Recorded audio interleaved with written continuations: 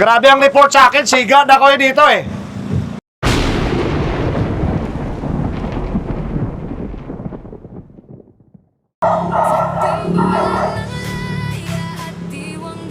Alam niyo na.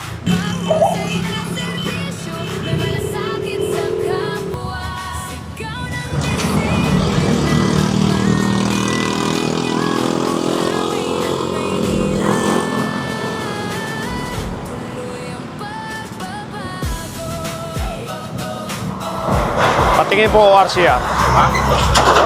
Bawal po yung red na kulay sa harapan ng mga sasakyan. 34C, 4136, violation. Patingin po ng ORCR natin ang lisensya. Driver's license.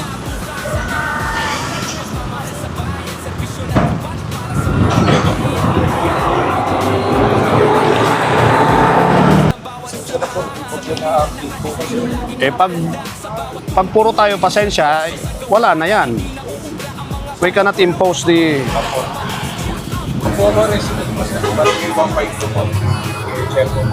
Panikit dito, panikit. Tikitan ko na lang kayo. O, tikitan.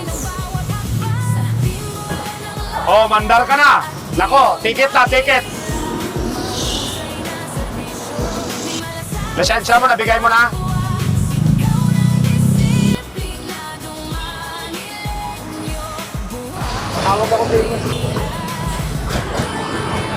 Lisensya. Yung mga nakaparking dito, may parking ticket ito.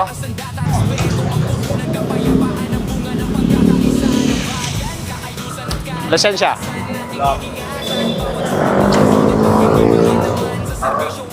Aray ko. Noy, tikitan mo to. Yung motorsiklo. Sa barangay. May ordinansa. Sa barangay.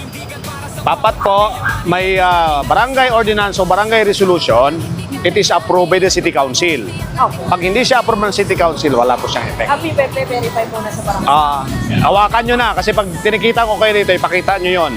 That it is approved by the City Council of one-side parking. Like for example, it is two-way. Pag one-side parking, it is only one way. Pag two-way siya, hindi siya one-side parking. So wala siyang pinasa kanina.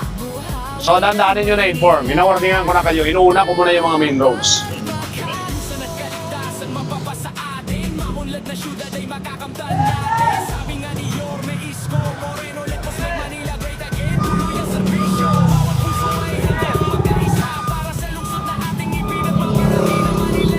Kanino to?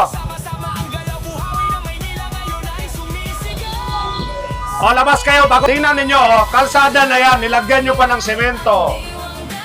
Nakalapas na kayo sa kalsada. Kinuha nyo na isang part ng kalsada, oh. Huwag naman tayong masyadong queue. Nyo na yata magtenda dito sa gitna ng highway.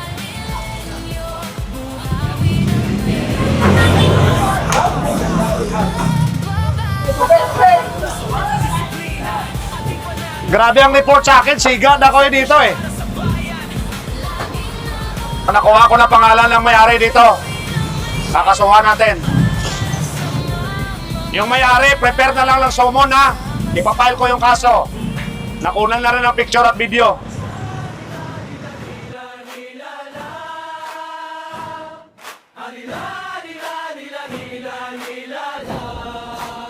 Ramdam ng bawat Manileño ang hangin ng serbisyo, tapang puso, disiplina at malasakit. Di matawarang pagmamahal sa tao, sa timulan ng laya at diwang dakila. Mahusay na serbisyo, may malasakit.